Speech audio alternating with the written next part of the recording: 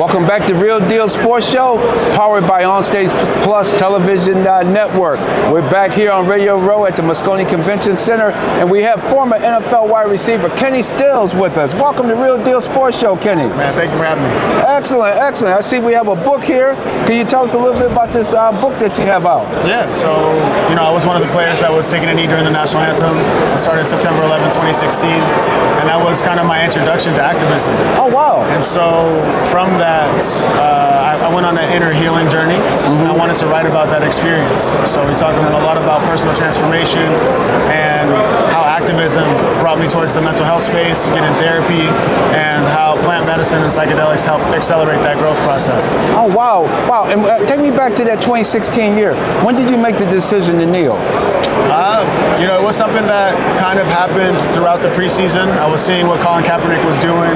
I was seeing what Megan Rapinoe, Eric Reid were doing. And I was also seeing what was happening, throughohout our country. Yeah. And I was naive and thought that I could help present the country with a problem, and then that we could find a solution, and then we would wipe our hands clean and move forward. Right. And so getting involved with the protest was that.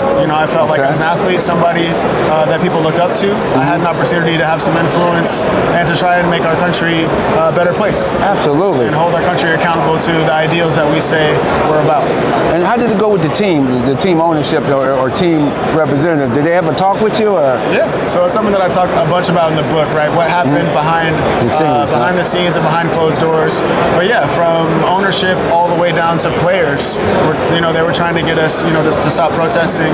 We started that year, I think, 1-3, and so they were blaming us losing on us being involved in the protest. And so, it took a lot of conviction and courage to continue to stay involved in the protest. Right. Trying to blame anything but the fact that you guys aren't connected on the field properly or executing properly on the field. But then we go on like an 8-9 game winning streak, and things kind of get pushed to the back burner. But yeah, so it was a challenging process to go through, but it was something that I was feeling called to do.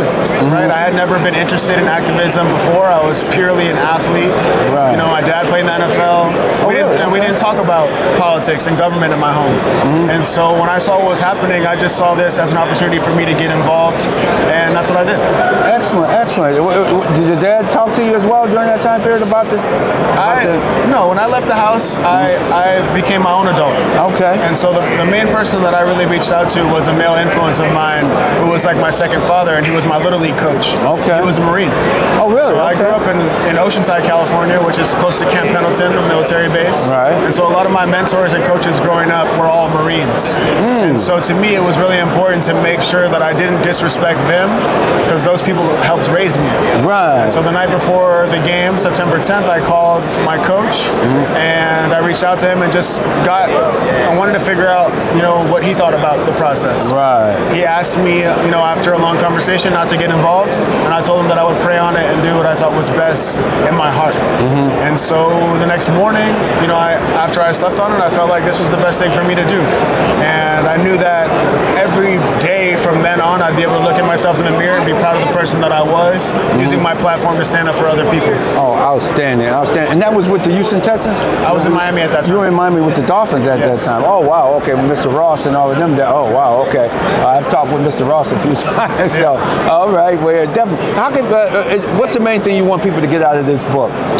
So there's a couple things I'd like people to get out of this book. The first is to follow your calling, to follow your gut, right? Like I said, I wasn't interested in activism, and I wasn't interested in politics, but for some reason I was being called to get involved, and so I did. The second would be to start a gratitude practice. We talk a lot in the book about mindset and mental health, and learning to practice gratitude was something that really shifted my perspective, and my brain, the way that I saw the world. And the last thing I would say is to continue to try and build resilience as an adult.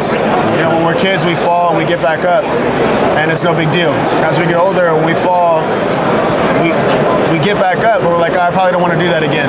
Right. And that's limiting our ability to be able to grow and challenge ourselves. We got to lean into the hard things. We got to do things that are challenging as much as we can. The more we do that, the easier those things will become. And so I think building resilience as an adult is something that's really important to me as well. Sounds good to me as well. How can people get the book? You can get the book through the publisher, Akashic Books. You can get it on Amazon, Barnes & Noble, or any of your local bookstores. I'm going to get that definitely. I can tell it's going to be a good read for sure. Yeah. Last but not least, you had a short stint with the Buffalo Bills. Yep. And I wrote in my column the week before that playoff game, I had you penciled in to start in that game because the Bills had 3 wide receivers injured. Why in the world didn't they play you in that game again? That was the Kansas City game, as a matter of fact. Yes.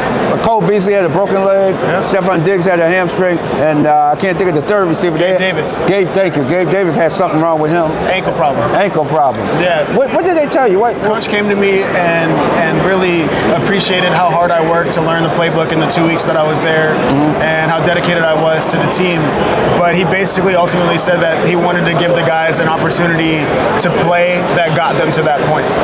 And so he allowed those guys to play hurt, and they got beat pretty handily. Yeah. But man, I was really excited for the opportunity to play in Buffalo, play with Josh Allen, and have opportunity to win a big game in the playoffs. And ladies and gentlemen, I said it in my column back then.